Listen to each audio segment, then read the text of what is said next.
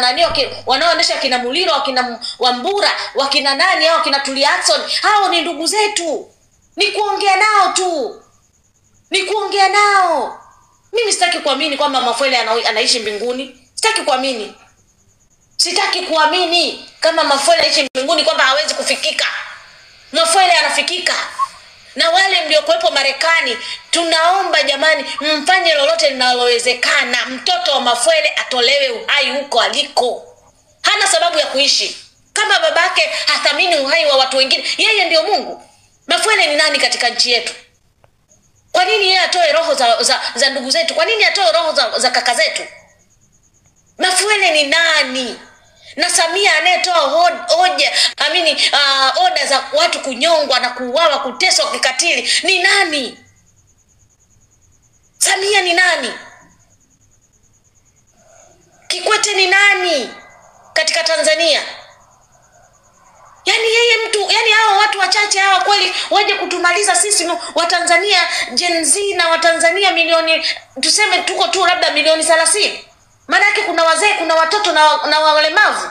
Sisi ambao tuko wazima, wa Tanzania tulioko wazima milioni 30, tuje tuendeshwe na kina Kikwete na kina Mafwele waje watumalize.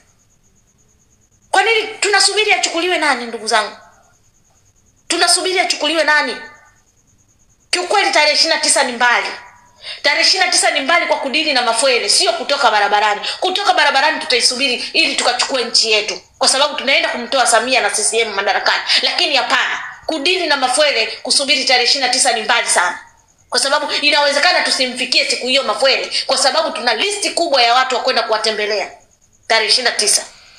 Dada, hapo chini kuna mtu ametoa location, anasema Mafwele anakaa nyumba ya 4 kutoka nyumba ya Samia kule Mbweni. Kule Mbweni ule kwenye ile nyumba ya Samia, ambao hata kuna video inasambaga inayoonyesha nyumba ya Samia. Kuna mdau anasema ni nyumba ya 4 kutoka hapo ndo anakoishi Mafwele. Okay, ngoja ni screenshot hii taarifa.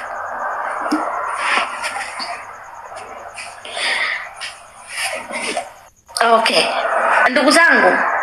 Ndugu zangu, hivi vitu sio vya kukaa na kusema kwamba hebu tukaze moyo tusubiri tarehe 29. Tarehe 29 jambo letu liko pale pale. Hilo ni jambo la kitaifa.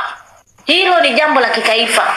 Lakini tuna haya mambo madogo haya. Kwa nini tuendelee kumwacha Mafwele? Hivi leo Mafwele amemteka Polepole. Juzi alimteka Mdude. Juzi tena mwaka jana, miaka hiyo mingine amewateka kina Ben saa 8. Wote amewateketeza, hatujui. Tunashindwa kulia msiba, tunashindwa kuweka misiba. Hatujui makaburi hata ndugu zetu yako wapi. Na ushahidi tunao. Tusingemjua Mafwele leo hii kama sio Sativa kusurvive katika utekaji wa Mafwele. Tusingemjua Mafwele leo hii. Lakini Mungu alimuacha Sativa aje kuwa ushuhuda. Sasa kama tumepewa jina la mtu ambaye anayafanya mateso yote haya kuangamiza nguvu kazi ya Tanzania, tunasubiri nini? Tunasubiri nini ndugu zangu? Tunasubiri nini?